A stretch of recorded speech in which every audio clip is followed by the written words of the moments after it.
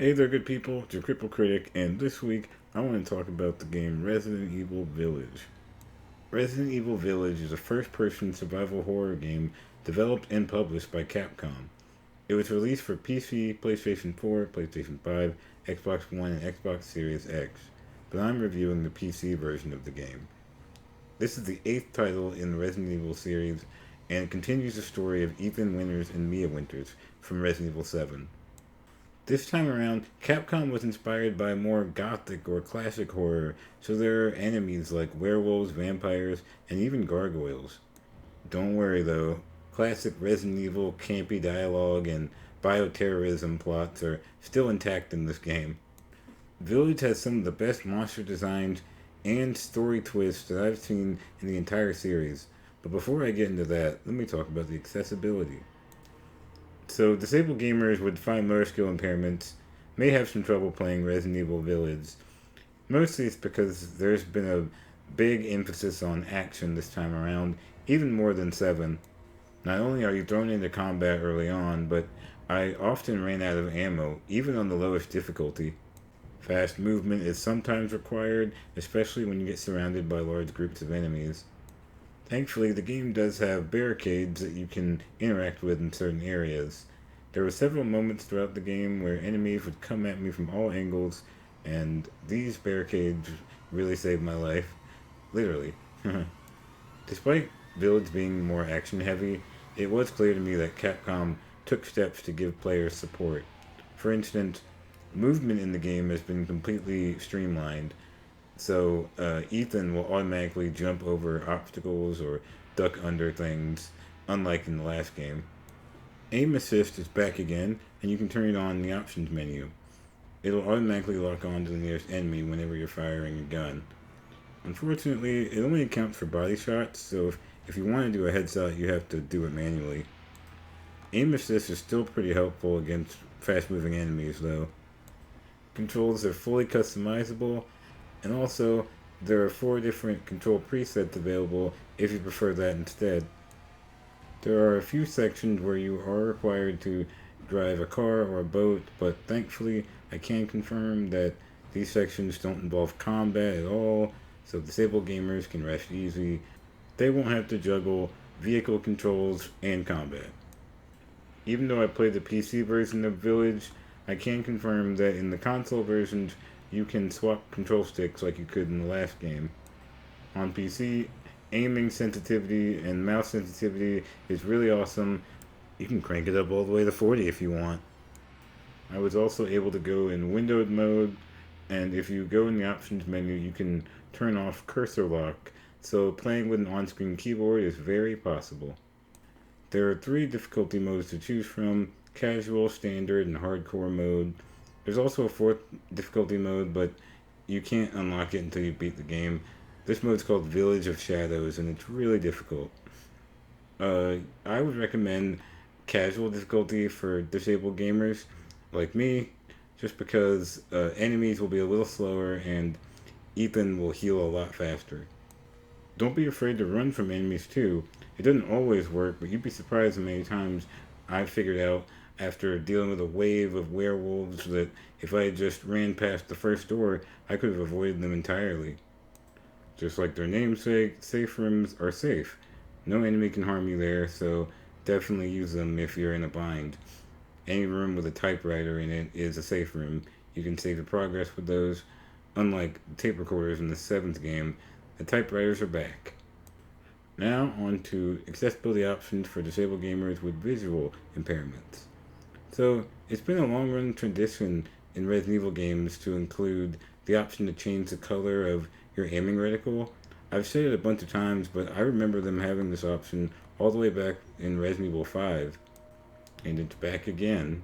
You can choose up to 4 colors, including white, red, blue, and green. There's a brightness slider available, and you can completely turn off the HUD if you want. You can even change how intense damage effects are when they're displayed on screen. It's under the options menu called Damage Display. There are 2 settings, normal and low.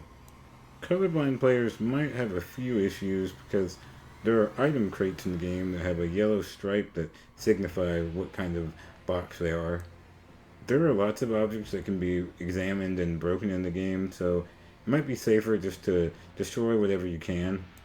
If not, I would just say that colorblind people with blue blindness will probably have the most trouble identifying these boxes. Now for options for deaf players. Unfortunately, this is the least accessible aspect of the game. So there are subtitles in the game, but they're kind of small and not easy to read. There's also no way to enlarge them.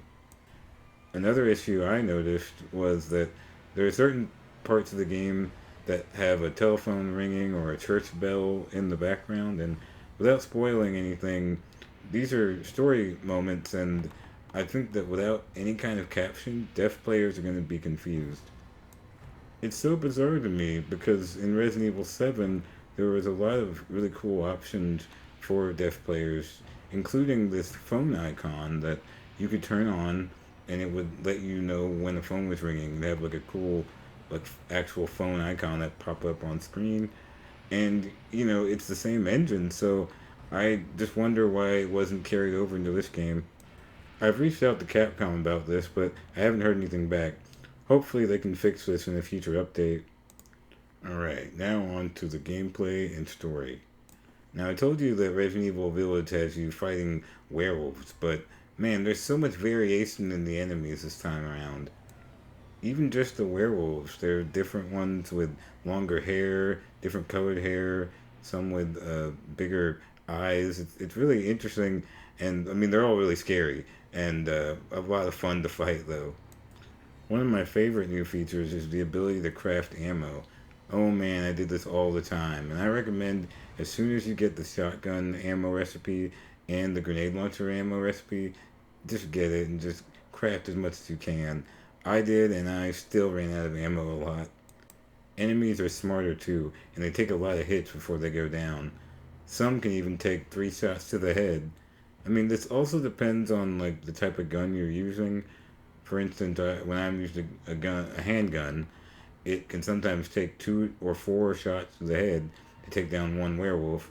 But a carefully timed hit from a shotgun blast could take it out instantly. This may be a personal problem I had, but I never got the hang of the sniper rifle in the game. I don't know what it was. Whenever I zoomed in with the scope, the aiming suddenly got less sensitive.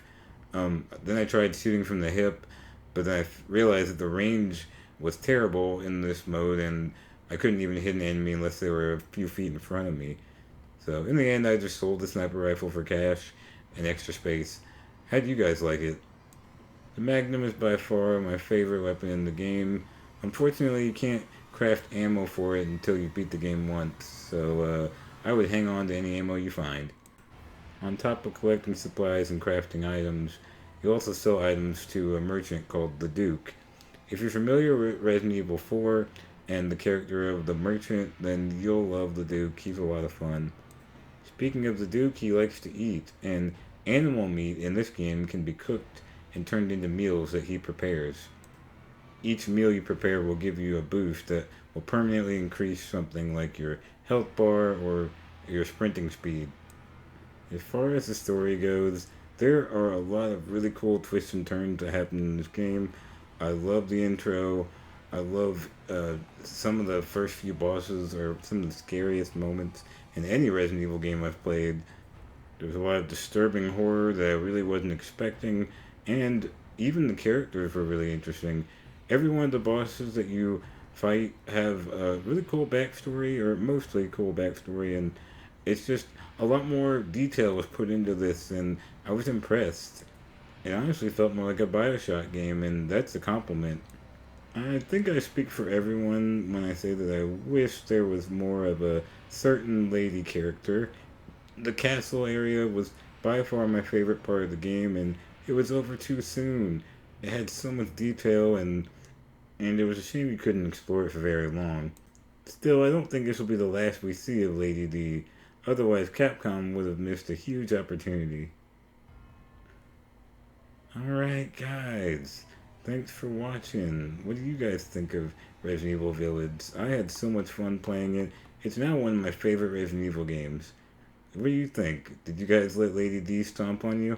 Tell me in the comment section down below. Thanks for watching again, and as always, I will see you later.